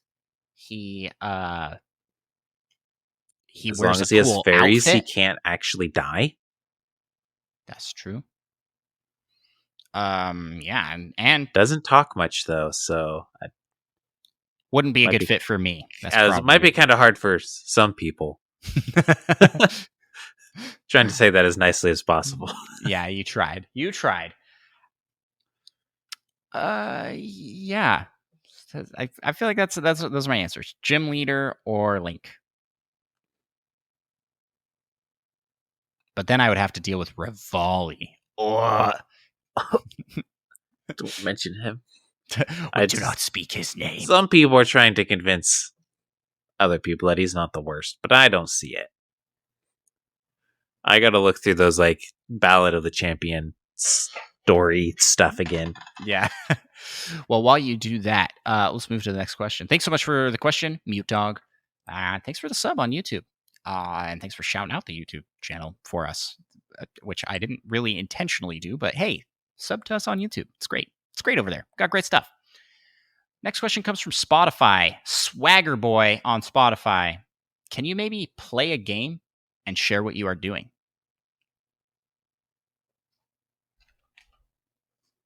I guess. Should we just pull one out, Micah? Or do we have like a game we could play together really fast? I don't know. Pokemon Crystal, and I'm starting it up with the light, and it died. So that's what I did. Wait a second, the game's still going. The light just died. Oh no, now the game died. I am firing up. I'll fire Breath of the Wild. That sounds pretty good. So I've got my Switch here. See what we can do here for this, like, to answer this question, I guess.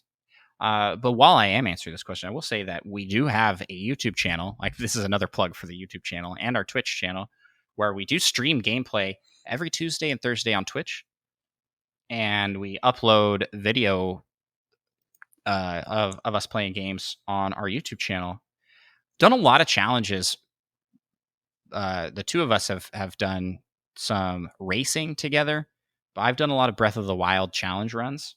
It's probably my favorite thing to make YouTube content for. I'm becoming a Zelda YouTuber, Micah. For real, though. I mean, I beat the game with only bows and arrows. I got off the Great Plateau with just my nose. Cooked every meal that you can make. Can't forget chat %. Oh yeah, chat %. Oh, I could forget that one. That was rough. Oh, it was rough. Where chat guided me. I couldn't see the game. I was playing blind. I could hear, but I couldn't see. Oh, that was a time. That's a popular one on our YouTube channel as well. It was very impressive, but sometimes you're doing things and it's not what we're wanting you to do. I know, and you're just internally And screaming. Just dying on the inside. So I have Breath of the Wild fired up here, and right now I am climbing the Great Deku Tree. I'm gonna glide down though. Have you completed the challenge at the top, the Great Deku Tree? I haven't, because really all I've done in this file is go and get the. Am I about to get teleported away? What is happening? Have you done it in any of your files? No. That's something else I'd like to do at some point, is to 100%. Yeah, you call yourself I'm not a true Breath of the fan. Wild streamer person, and you haven't even gotten all the shrines? Yeah, so speaking of which, maybe I should do a shrine. I don't think I've done the one by the Great Deku Tree. I've just unlocked it so that I could teleport. You should be able to tell off the map, right? Or just by looking at it, right? Doesn't it change color? It changes. I think, do they go to orange to blue? They like half change if you discover it. I think it's blue to orange, actually. Is it blue to orange? Oh, okay, so it goes from half of it will be orange, and then you complete it, and I think it goes all orange. Shrine in the forest? Am I truly a Zelda fan? I don't even remember where it's at. I thought it was right next to it. Wow. What am I doing with my life if I don't know where the shrine is? Saddens me. I somehow walked right past it. There it is. How far you have fallen? Oh, it looks like I've completed it already, so this isn't very exciting. I probably did that because I needed the one spirit orbs so that I could get hearts, because I was like, I gotta pull the sword. And then I figured out that you can just cheat it. Yeah. What a time. So I'm inside the shrine now. And I think that's where we'll call the answer to this question. Swaggerby, hopefully we answered your question. We ran through games, and well, I did. Micah started up a system. And it died. But it was Pokemon Crystal. Thanks so much for submitting a question. He answered the question on Spotify. So if you're watching on Spotify, you can jump on down and answer the question, which I asked last week. Do you have any questions or topics you'd like to see us cover? Yeah. I'll probably do that again. We'll just field questions from there. Next question comes from Presto. Not Presto the Magnificent, just Presto. That's what he let me know. Like, hey, you don't have to use the whole title. I mean, you don't have to. Sorry, okay. But you could. This next question comes from Mr. the Magnificent, who asks, maybe that's too formal. We'll just go with Presto. Presto asks, are the Wii, DS, and GameCube considered retro now? No. Mike, very quick on that no. I could maybe see the GameCube. Not the Wii. Maybe the DS. But the Wii, nah. The Wii is still future times. The Wii was so far ahead of its time, it's still ahead of this time. It's two generations old. When did we start calling the NES retro? That wasn't until about the Wii era, I think. And so that would have been... I felt retro when I got the GameCube, because I'd never owned it. Yeah. It was before my time, kind of. So I would say at the GameCube, I felt like the NES and SNES were retro. But when did the 64 become retro? When the Wii came out. Was it the Wii, not the Wii U? No. The N64 became retro when the Wii came out. So, I mean, by my logic here, that's like just skipping one console generation, and and the Wii is that. So the Wii would be considered retro by our previous standards. But I think there's something weird that happens here in that the Wii U failed, like really bad. It doesn't count. It was a shorter lifespan. Yeah, so I think there's like less distance between the Switch and the Wii than like the GameCube and the SNES. Does that make sense? I don't know like the actual time frames, but just the feeling of how long that is. The perception of time felt shorter. So for me, I don't feel like the Wii is quite retro yet. But I think I can confidently say that the DS proper, retro. But 3DS, no. Yeah. Because that was just the last one. Yeah, but it came out like fits with my 17 logic. years That ago. fits with my logic. We have the current system and the last system are not retro, and then everything prior to that is retro, with the exception of the Wii. Don't they actually have the new 3DS? Does that count as a different? It was like not really. I mean, the 3DS games came out 13 years ago. Also, I learned this last week that the DSi had exclusive games. I had no idea. Interesting.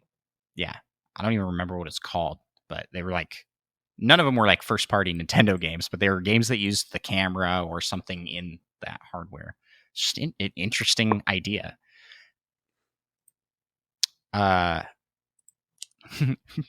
Monkey Thunder says, so what I've learned from this episode is that Andros hates directs and he's not a true Zelda fan.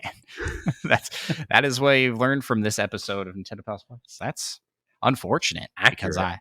because I love directs and I am a true Zelda fan. Just because I haven't 100% Breath of the Wild, that takes forever. It doesn't actually take that long. You've put like 3 times as much time to Breath of the Wild as I have. Yeah, and you have 100% it. Wait, you didn't get every Korok. No, nobody cares about that. Yeah. That's insane. I got all the shrines.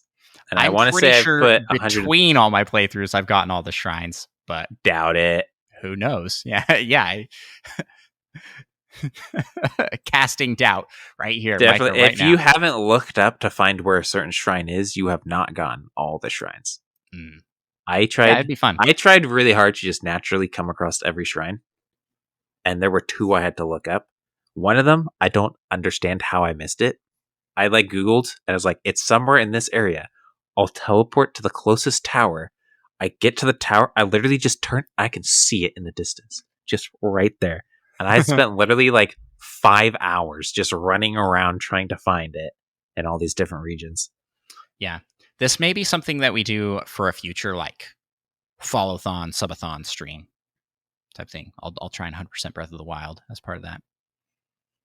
100%, 100%, or just, I mean, you just have to get all the shrines. No, I'd like to 100%. I'd like to all of the quests. Yeah. All of the Korok seeds. All of them. Yeah. This is why I'm like, I couldn't do this as a short thing. This would take 900 a week straight of playing Breath of the Wild. It would. Although I do speed run the game. So I do have some shortcuts and tricks to get around quicker and do things faster, but I don't know how much that would really cut. It would cut down significantly, actually, because I can fly. that's a big boost to getting. You can fly faster. with some setup. Are you good at just straight launching yourself off of things? When I'm at my peak, yes, but when I'm out of practice, no. With some setup that takes 10 seconds, and then I can fly at crazy speeds. 10 seconds times 900 just for the Korok seeds. That's a lot of seconds. Yeah, I'm gonna have to get good at wind bombing again. But yeah, it would be interesting to try some point. I just don't understand how people do that. Bring themselves to 100%. Who knows? All the Korok seeds. It's mostly just the Korok seeds. I can see everything else. This has nothing to do with Presto's question. We're totally out of whack here. Yeah, wait. How did we get here? It was the chat. Chat brought us here. Oh yeah, we were answering Monkey Thunder's question. But yeah, Maddie Beth in chat says that fully 100%ing Breath of the Wild is hard. Yes, I know, but it'd still be cool to do because I love the game that much. I think it would be fun to see everything the game has to offer. So yeah, I'm gonna say no. The Wii is not retro. Yes, the DS and GameCube are. Yeah, I can see that. Pains me to say the GameCube's retro, but they're that's where we're at. Why does that pain you? Because we're old. Speak for yourself. Next question comes from Purple Ryulu, who asks, In an alternate universe where you did not like video games, but still decided to make a podcast, what would the show be about? I'll let you go Serial first. killers. You would make a podcast about serial killers? Oh, yeah. Did you know that an alkaline bath is the most painful way to die? I did, because I'm friends with you and you've told me this fact before. I don't know why. Like, I don't know. I don't even know. I don't even know why I know this fact. I mean, why didn't we do this? True crime is a very popular podcasting subject. Oh yeah, apparently like, people we could actually really enjoy listening to podcasts about serial killers. We could have been massive. Micah talking about alkaline baths. Well, did you know that? I mean, it's pretty painful, but when it gets truly painful is after like the first bit of you is gone, and then it really gets down to the nerve endings, and that's when it gets doubly really painful. Didn't need to know that. No, I really didn't need to know that. Oh my goodness. Well, it's a good thing we like video games, huh? Yeah. We could have been a serial killer podcast. Do you have another answer besides? I mean, probably board games. That was my answer. Yeah, I was yeah, say, I knew that'd be your answer. A board gaming podcast or Brandon Sanderson, a Sanderson podcast. Yeah, I mean, you could go real deep in the Cosmere. Yeah, it would give me an excuse to read all those things that you're upset at me still for not reading. Yeah. How dare you just read the wiki? How dare you? Wait, what did you do that for? Like everything except for the Way of Kings. Oh, the Warbreaker, yeah. No. And I do that for a lot of games. Sixth of the Dusk? It's 52 pages. 52 pages. Yeah, but the wiki was like 1 page. But it told you nothing. I don't even remember that one, so I probably haven't even read the wiki for that one. That's what I would probably do, a podcast on board gaming. Because I really like board games. I don't think I talked about this in last week's episode, but I played for the first time the Lord of the Rings. I think you did talk about it a little bit. Journey in Middle-earth, and it like reinvigorated my love for board gaming. I've been like wanting to play that again ever since, like every day. But then I have responsibilities. Micah wants to hang out. My kids want my attention. I'm like, dang it, I just want to go back to playing Lord of the Rings, Battle in Middle-earth. No, I had a fun week. Micah and I got to play games together for the first time, not something for the show for what feels like a while. Even though we do play Gloomhaven pretty regularly with our friend group. We've struggled to play Gloomhaven. Well, it's not every week, but we played like once in the last month. Yeah, it's like once a month. That's a lot. All right, That's busy. Not that often. We should play more. It's a great game. So yeah, we really like board games. I love board games. I grew up probably equally playing board games and Nintendo games between the two. A lot of everything. So, and this isn't your Sorry. This isn't your Candyland. Nah. Yeah, these are terrible games we're talking about. The Andros likes. We're talking Dominion, Gloomhaven, Small World, Seven Wonders, Catan, Carcassonne. Catan. Yeah. Well, that would have been the Ocarina of Time. That really would. But even you have to admit, you pronounce it wrong. We looked it up. Did we? Yeah, there's a definitive fact that it's Catan. Like you have to like Catan. So that would be the Ocarina of Time versus Wind Waker debate for our board game podcast. Catan and Catan. Catan or Catan? Catan. Yeah, you would make fun of me and be like, it's Catan. Yeah. Potato, Micah. Catan. Yeah. I have a lot. I'm looking over the side here because that's where my board game collection is, but I don't play it nearly enough, and maybe doing a podcast on it would make me play more. Because once I started a podcast on Nintendo, and You gotta do because- your research and play these games and things. yeah. Well, also just gotta like put together the show and edit and do all that stuff. I just ran out of time for a lot of my other hobbies that I didn't really have time for in the first place. Because I've also got a family, I got kids, I got a job, I got all this stuff going.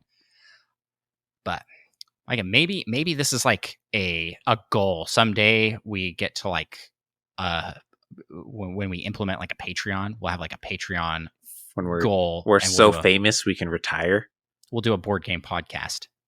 Because both of us would like doing that, but Yeah. just don't have the time currently.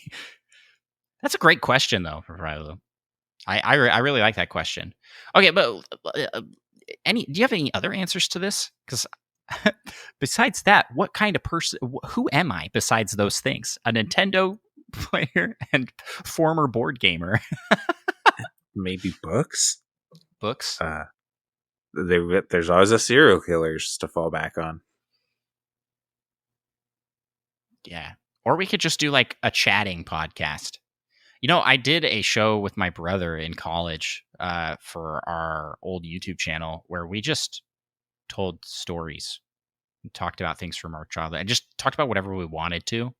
And that was like, that's about as quintessentially podcasty as it gets. Just two guys talking about anything, you know, like that. So that would probably be fun. That's sort of what the post show is, though. Yeah. So we already It's kind true. of have that. Yeah, I'll give it some more thought. Maybe I'll have another cool answer for this. I wish I had a cooler answer than that, but I think a board game podcast would be super fun. That's something I really debated. Actually, okay, we talked about maybe doing like a podcast where we get with people from all sorts of different religious backgrounds or belief systems, and we just talk about current things. But I feel like that would be a very controversial podcast. Yeah. That could be dangerous. I just wanted to do something where it's like learning about other people's perspectives and also giving my perspective from like my background and my upbringing on issues, but doing that in a way that was like not contentious. I'm sure there would be things that would be contentious because there are people that just really take sides on different issues. But it would be interesting to listen to like a bunch of different people get together and talk about a controversial issue and how they look at it and perceive it, and just kind of talk about it. I thought about that, but that was definitely not a show I wanted to to really do, because I was like, that'd just be very difficult to coordinate and to keep peaceful, because it's just they'd be very charged topics. Fun fact, that was something I thought about before doing this show. I landed on doing Nintendo Pals because we're pals and we like Nintendo. And I just knew I could talk about Nintendo. I could talk about Nintendo for hours as we come up on our 2-hour mark here. Next question comes from Solo Something. When you are playing a video game alone, do you always listen to the game soundtrack playing, or do you ever mute the game and listen to music? If you do listen to music, what is the game genre you love to game to? This is an easy one for me. I do not. I listen to the game soundtrack almost all the time.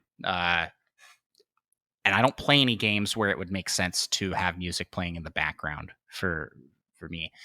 I'd say if like a soundtrack was boring or repetitive, I would do something like that, but nothing I played has really struck me like that. Yeah, I mean, like, and there's like Jump King, which just has That's more okay. of ambiance kind of a thing. You are right. I did have music on in the background while playing Jump King. I'd forgotten about that. And what is the you soundtrack? can't listen to music though with Jump King because it throws you off. You got to be dialed in, or it focused. puts you in the zone. You're like getting all the rhythming down, and you just I don't know. What do I listen to in that case? I listen to Nintendo soundtracks. I listen to the Breath of the Wild soundtrack, playlists that are like Nintendo music that is upbeat, Nintendo music for streaming.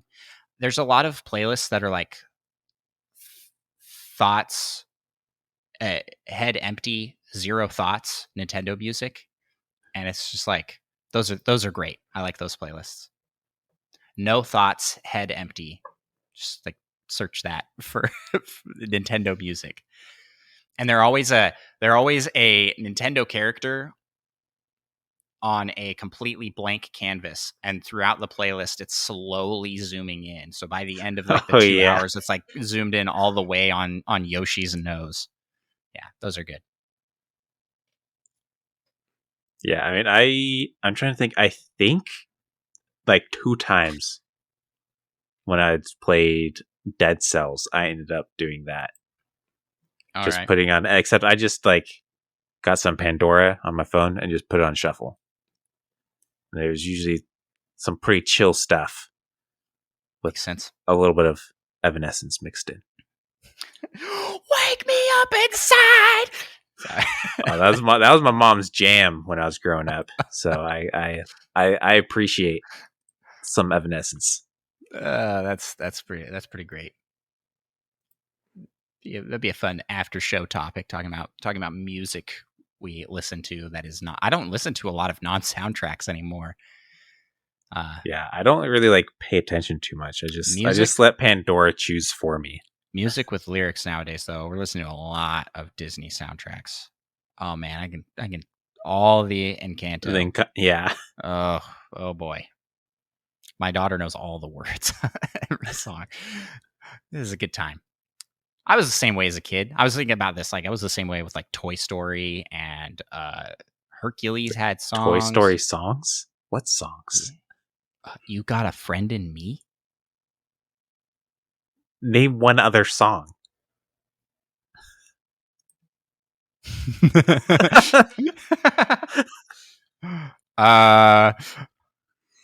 Thanks so much for that question, Solo. There's another question from Solo something. But you did mention Hercules. I Can Go the Distance is one of the top 10 greatest songs of all time. Oh, I was thinking of the Zero to Hero is what came to my mind. Oh, that's a good one too. That movie has some fantastic music, actually. Yeah, those are like the only 2 songs I can think of at this current moment. But yeah, I feel like it has more. She Won't Say in Love. Oh yeah, another classic. This is welcome to Disney Music Pals episode. Yeah, this 89. is what our podcast would be about. If we this is what games. The other podcast we'd be talking about Disney music. Oh man, yeah. Okay, we'll just go to the next question. We could go on that all day. Next question from Solo Something asks, because I love music and Nintendo. This is a follow up to the last question. What are some Nintendo well-known tunes you would enjoy to play in the background when an awesome moment happens in your day-to-day life? I would like it if I found my keys and it was like, bah, bah, bah, bah! You know, like that would be awesome. If when you find something, you get the. But what if that happened every time you picked something up for the first time that day? No, this isn't Skyward Sword. I'm thinking more Breath of the Wild sound effects, like when you pick some other stuff up, it just makes like little notification noises after that first one, and then you're like, you know, like, oh, I got my water bottle. Like, I think I would dig that. That would only get mildly. I think at some point, maybe not so much. Breath of the Wild soundtrack, though, and their sound design in general is very not in the way. It's just to kind of enhance what you're already doing. So I feel like that would be the best. And probably also the background music. If I had to have any background music, it would be Zelda Breath of the Wild, like ambiance music. Either that or some Donkey Kong Country. Oh yeah, let's get that going in here. That'd be fantastic. You got any answers for this one? I mean, not so well known, but Isaac's battle theme from Golden Sun is pretty fantastic if you're doing something awesome. Yeah, it's pretty epic. That's a pretty epic song. I'm listening to it right now. Yeah.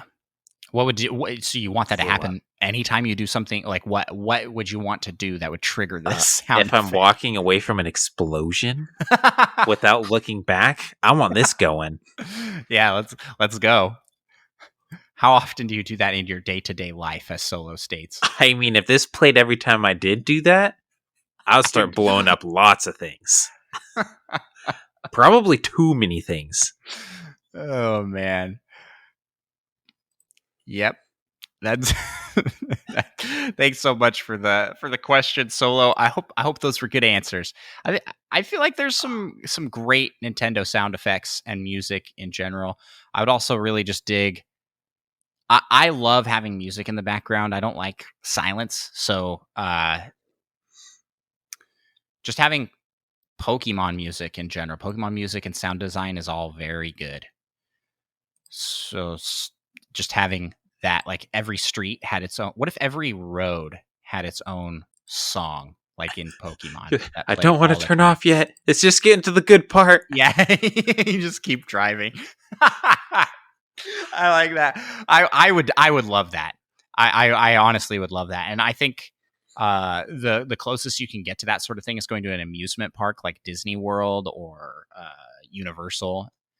Although Universal's, gosh, I recently went to both. Universal just played the same ones over and over again. They needed some variety.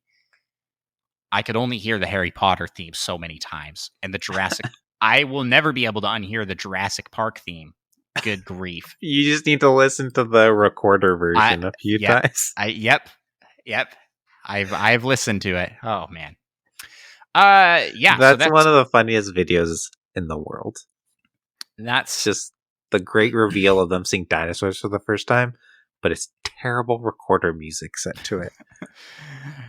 That's the answer to that question. So thank you, Solo, for asking. Love us some Nintendo music. Well, that is going to wrap it up for tonight's episode. We had a great conversation here tonight. We talked Indie World Showcase. We talked financials. It's like, what was the other news thing? We talked about things. We talked about answer it. We had community questions and topics, which thanks again for everybody who submitted. So, yeah, hit us up with more questions for this next week. That was super fun. Super fun to go through all this stuff. And, Micah, where can they find us? They want to find us on the internet. We're on the internet. We're on Twitter, Nintendo Pals, or Nintendo Pals Podcast. We're on Twitter, Instagram, TikTok, YouTube, and Twitch. We're trying really hard to grow on YouTube and Twitch, so help us out. Go drop us a follow, sub, or whatever the platform wants you to do. Do it. Whatever the platform names it. Yeah, whatever they call it. And Micah, I'm going to, classic, let you close it out here with a closing remark. Yeah. SNES controller isn't actually that good. Wow. Harsh. I've never used it, but